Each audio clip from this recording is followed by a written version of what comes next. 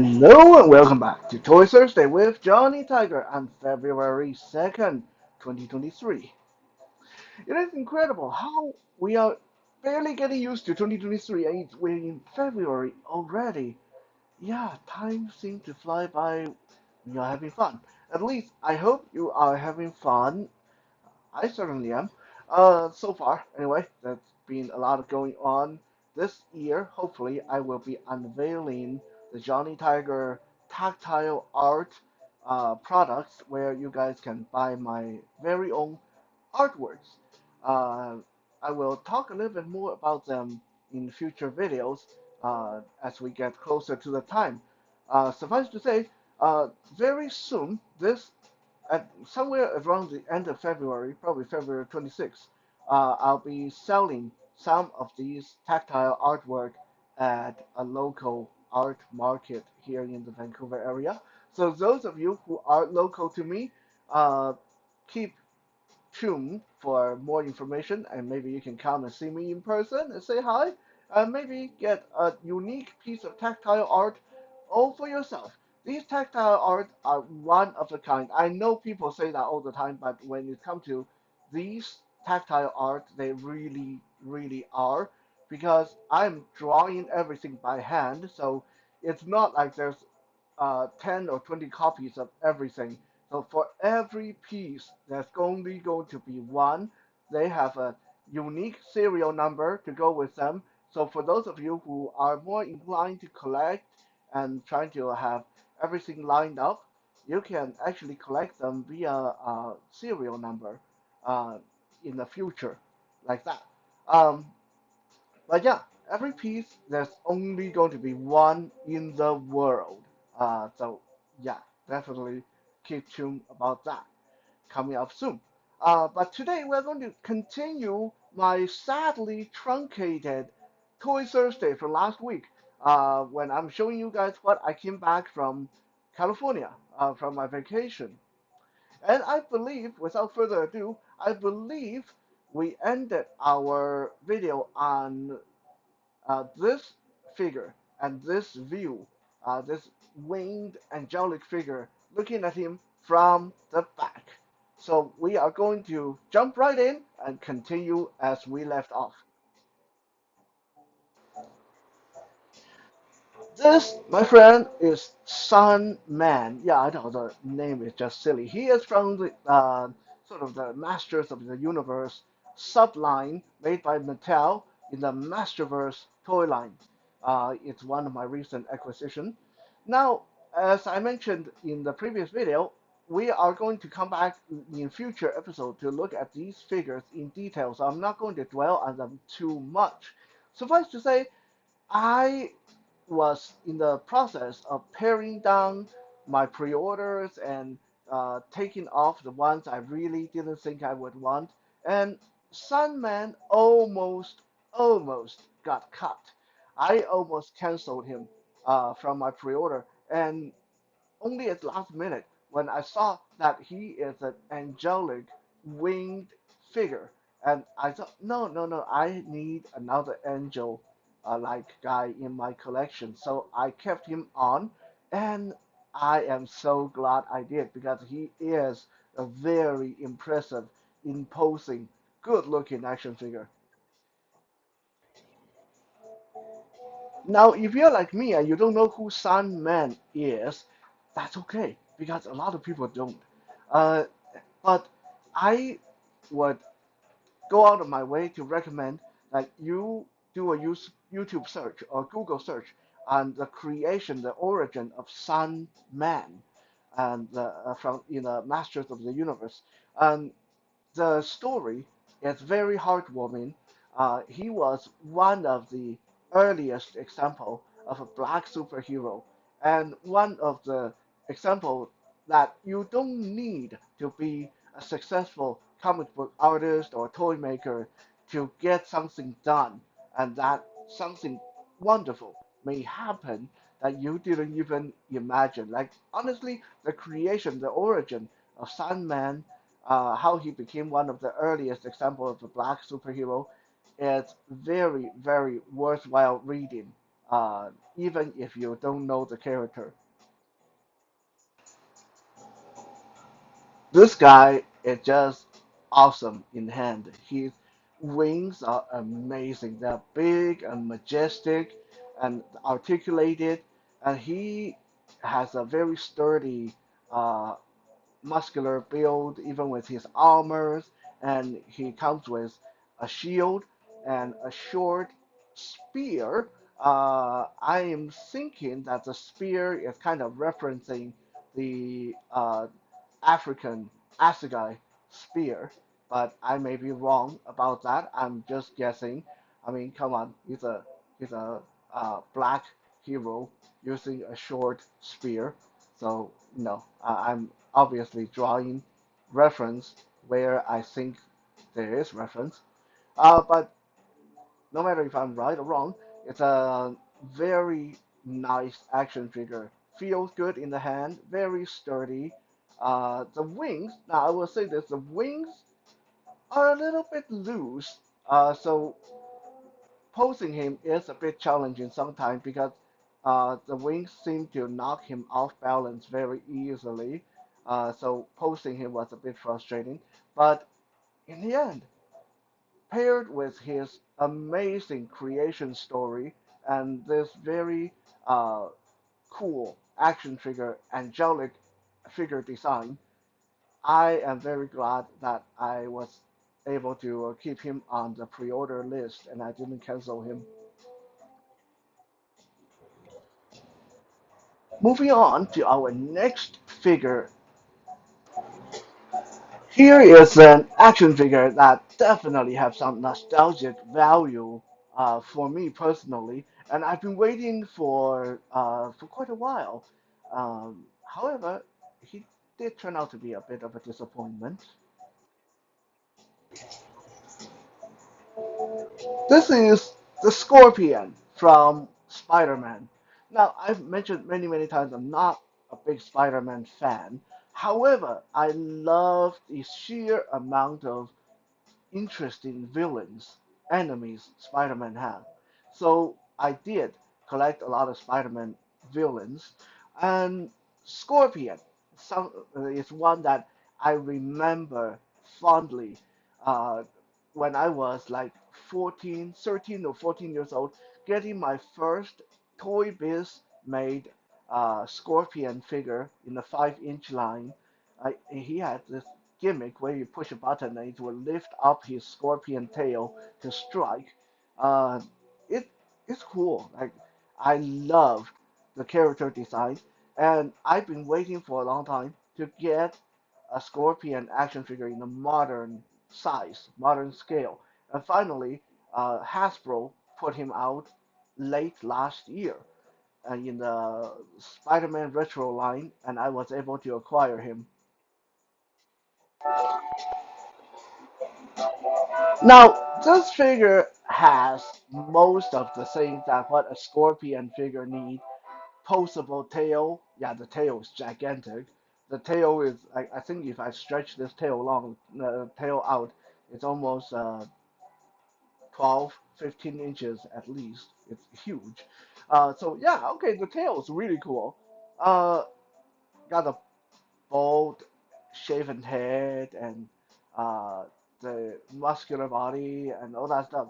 Yeah, so it's in theory it's a okay Scorpion, but why am I disappointed? Because well, number one, I waited for a long time, and it turned out to just be a Scorpion tail, the attachment attached to one of Hasbro's very generic body. Like this is not a new body. This body we've seen on many other characters before. I can't remember if this is like the Deadpool or uh, one of the larger Spider-Man body or something like that. Like it's a very generic body that definitely in my opinion anyway, way too skinny for this character. Scorpion, at least how I've always perceived him, has been a big bruiser kind of character.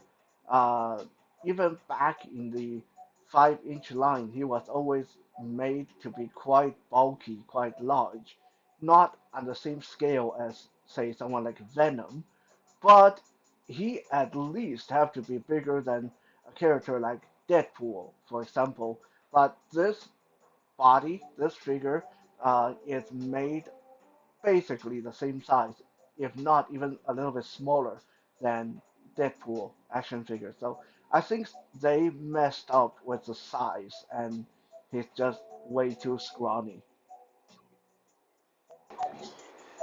Putting away our sad little scrawny scorpion figure, we are going to move on to a character that I personally have very little knowledge of, but most of you that have been following the Marvel superhero movies and TV series should recognize without any problem. Again, made by Hasbro, coming from Marvel Legends, here is the Moon Knight. Who is the Moon Knight? Well, honestly, I have no flipping idea, other than he is supposedly some kind of millionaire like Batman, and he's powered by some ancient Egyptian god, and he fight evil using his ancient Egyptian magic power, and he's dressed up like a kind of like a mummy or something. Like got bandages all over him and this cool Egyptian inspired helmet. And he uses a pair of things that I think they are supposed to call the moon blades, but they look like boomerangs.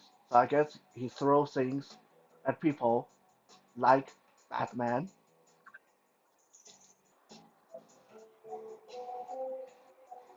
Now there again, a lot of people is going to say, well, if you don't know anything about the character, why did you spend the money?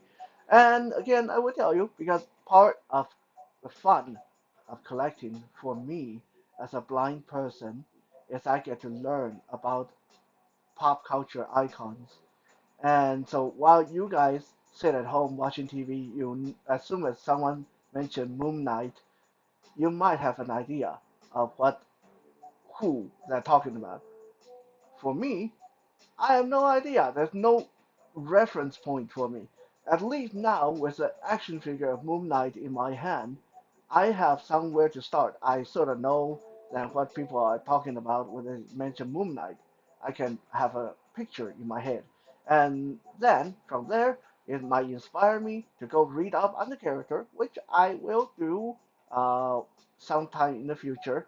But for now, he is an interesting looking character with an Egyptian design, who is a little bit like a Marvel copycat of Batman. Yeah, that's good enough for me. I like Batman, and Egyptian inspired stuff is always interesting. I'm going to move on. It's almost like I'm giving Moon Knight the bomb rush. I'm not. I just don't know enough about the character yet to be able to talk that much about him. The action figure is kind of interesting in the sense that it is. It feels like mostly new parts. It doesn't seem to have any reused body parts from the stock reuses that Hasbro likes to do. So at least as far as that goes, it's cool. It feels like a newly sculpted character. But other than that, it's not. It's neither super interesting nor boring. It's so far it's like one of those middle of the road action figure for me. Now here is something or someone that really triggers that nostalgic feel. A few months ago, a friend of mine, one of my best action figure sources from online action figure entertainment.net. Remember that website? If you want really good action figure reviews and photos and stuff like that, online action figure entertainment.net. That's abbreviated in the website as www.oafe.net.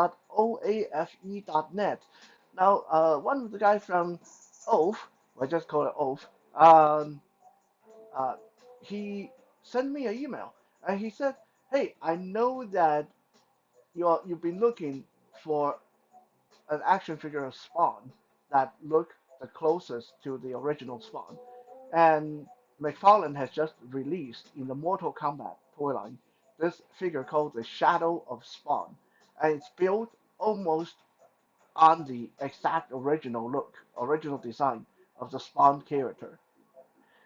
So needless to say, ever since he told me that, I've been looking for this figure and finally got it pre-ordered and finally got it in hand. And this is so nostalgic. I remember my first Spawn action figure. It was 1995, and I got pretty much suckered in for the Spawn toy line and Todd McFarlane action figure ever since. Now, I've mentioned Spawn before. He's, again, like the Sandman, one of the very few super badass black superheroes in the early days.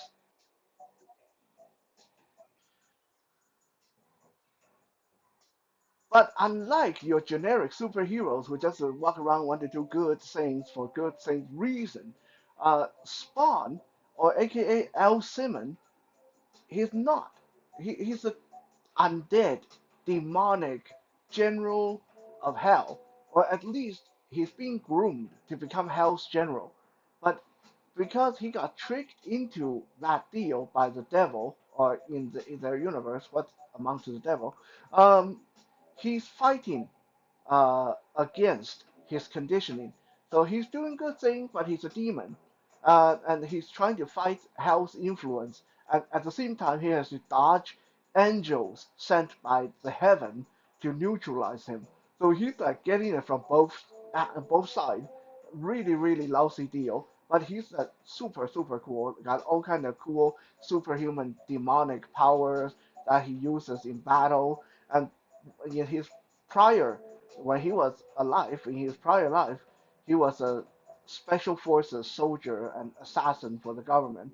So needless to say, he got all the cool martial art moves, and he knows how to use all the knives and guns and technologies and all that stuff too.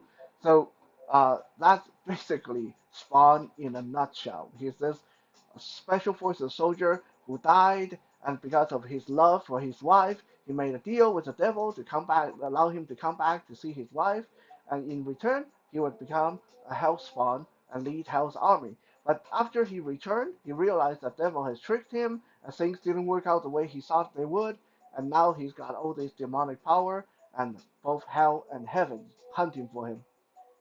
So yeah, that I'm going to keep it, like I said, relatively short. We'll definitely talk more about Spawn in the future. But this is again by McFarlane Toys in the Mortal Kombat 11 toy line called Shadow of Spawn. It's based on the early original Spawn design, uh, with a big cape and uh, his bladed looking like mask and spikes coming out of his right arm, and his right arm and right leg are more armored than his left arm and left leg, and he's very muscular. Yeah, this totally is like reminding me of some of my earlier Spawn action figure. He's just bigger and a lot better articulated than those old figures. And in addition to him already being quite a big hulking figure, Spawn comes with this two spiky tendril thing that can snake out from under his cape. What is that about? Well, for those of you who don't know Spawn, let me just give a quick rundown. Uh, Part of Spawn's power comes from his outfit. This cape and suit that he's wearing is actually not normal clothes. The suit is actually a living demonic parasitic organism called a symbiote. Now the symbiote is attached to the Spawn and feed off of him, and in return, whatever Spawn need, like if Spawn need to look like uh, a different person, the symbiote can make him look like a different person.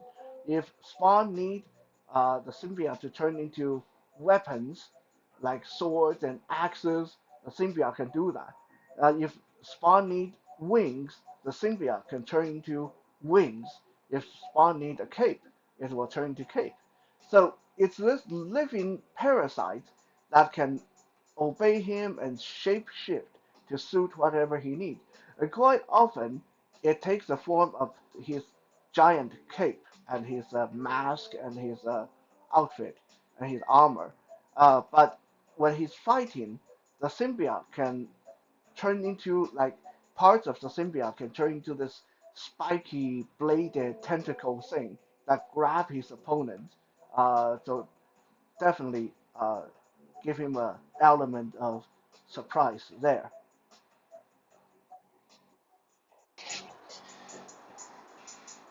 If we get carried away, I can stay here and talk about Spawn for the rest of the evening. So let's move on. We have, depending on how you count it, two or three more action figures to go.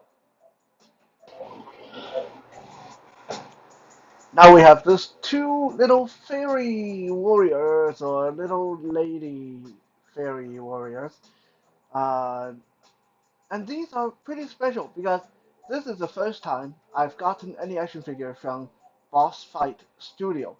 Boss Fight Studio has been making really cool action figures for quite a few years, and I keep reading about them on the internet, but I keep avoiding getting them. Why? Because they make their action figures in the 3 inches, 4 inches line, which don't fit in with anything I collect. But they're so cool. Boss Fight Studio make action figures of Medusa, of gladiators, of Spartan warriors, and Vikings, and zombies, and fairies, and goblins, and elves, and all the fantasy cool. Like, if you are into fantasy, and if you're not bound by collecting 6 or 7 inch action figures, Boss Fight Studio is probably the best for medieval fantasy, dragons and swords and sorceries and stuff like that in the 3 inch scale. For many, many years, I just keep reading about them, and I sadly have to avoid them because they wouldn't fit in with my collection until these little fairy warriors. Oh, of course, because they are fairies, so they can be as small as they want to be. They can be child size or they can be normal size. So no matter if you collect 3 inch or 6 inch or 7 inch action figures, these fairy warriors will fit into your fantasy display no problem. Now, I will admit, because they're so small, it does kind of feel like you're not getting. Oops, sorry, I bumped the camera there. It does kind of feel like you're not getting your money worth at first glance or when you first pick up the figure because you know they're light and they're small and you think I paid $25 for this, but once you start fiddling with them, yeah, they are small, but they are pretty awesome. Um, Without going into too much detail today, I would just tell you each fairy comes with two head options, so you can get two different looks out of them. You can also get them, as I showed in here, with open wings or closed wings, with carrying the shield on their back. They also come with this little weird-looking fairy claw weapon in their hand that they can look very fearsome in battle. I will admit putting them together was a pain in my butt because of how small they are. Honestly, just putting them together for this video, I feel like I was developing carpal tunnel syndrome. My fingers are aching, my wrists are aching. It was not a fun experience. Like when things are small, you're afraid to break things, and things just don't fit together properly. It's frustrating, but they are very nice. The armor and skirt they're wearing also are removable. So if you want like a more naked looking fairy, you can do that too. There's even anatomically correct details underneath. We won't go into too much about that. that fairy warrior. Not supposed to be erotic fairy, but whatever. It's your toy. You do what's suitable for you. Um, but yeah, there's a lot of options you can get with these guys. You can do uh, flying fairy. You can do standing, running fairy. You can do fairy with helmet, without helmet. You can do fairy with top or topless fairy and all kinds of stuff. And they are very well articulated.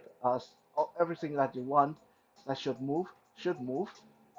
Just be careful putting them together because everything is small and delicate. Don't stress things out too much, otherwise things may break.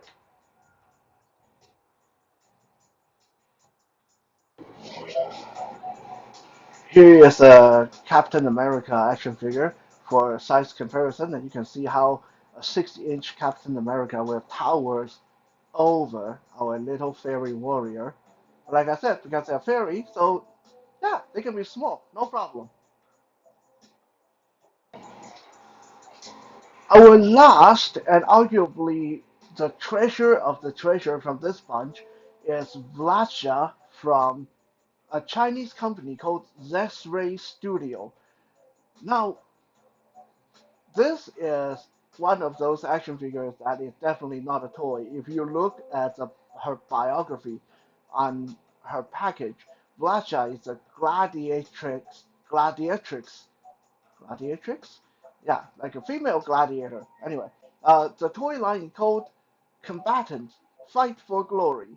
And it's basically a whole bunch of 6 to 7 inch figures of gladiators in different armors and with different weapons. I have never collected this line before. This is my first figure from Zest Race Studio, and I will say it cost an arm and a leg. This was one of those figures that was pretty much a birthday gift for myself. And it's expensive and not really something that's ordinary. Uh, as I mentioned, if you look at her bio on her box, this is a very mature action figure. There's a lot of mentions of killing and rape and stuff like that in the bio. It's really dark. Uh, and you look at this action figure, look at Vlasha. She is, like, wow. This is one good looking female body sculpt, one of the best in my collection. Uh, she is quite large, quite tall, definitely befits her status as a female gladiator. And yeah, like the musculature, the curvature in her body is just amazing.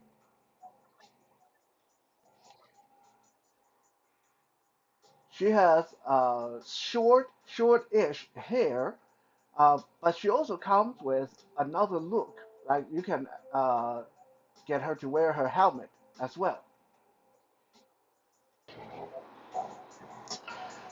Look at that. Her helmet is really cool with a gladiator design and a wolf motif. Now, how this works is a part of her hair actually can be taken off so her helmet can fit over her head.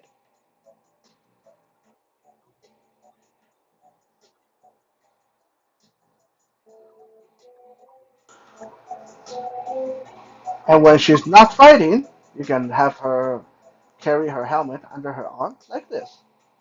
Now, I'm not going to talk too much about her because she really deserves a spot all of her own on one episode. Suffice to say, she, like I said, she was expensive, but once you get her in hand, she's totally worth it. Why? Because how well made this figure is, how gorgeous the sculpt is, the whole thing is a piece of art, and she comes with quite a few weapons that I'll show when we look at her on her own episode. And she also comes with enough parts to give you quite a few different looks. Let me just put it this way. Most of the things, or most of the clothes and armor you see on this figure can either be exchanged or come off. So you can get almost a completely naked Vlacha, if that is your thing.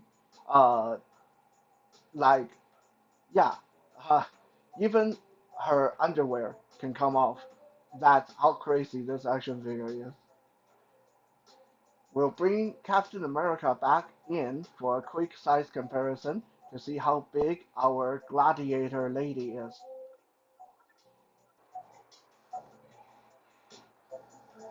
Yeah, they're almost the same size, and she definitely looks like she might be able to kick his butt. So that's it, folks. Thank you for bearing with me during these last two episodes of Toy Thursday. There's a lot of pausing the video, changing things out, and just showing you guys what treasures that came back from California. I hope you guys had fun. Next Thursday, we'll go back to a more regular format and look at one character, one action figure in more details. We'll be back again tomorrow for some Fitness Friday. For now, if you're interested in more wacky pictures of action figures or even pictures or photos of my artwork, you can find me on Instagram and Twitter using at Johnny Tiger 1981. At Johnny Tiger 1981. I'll see you guys in the next video. For now, have a good night.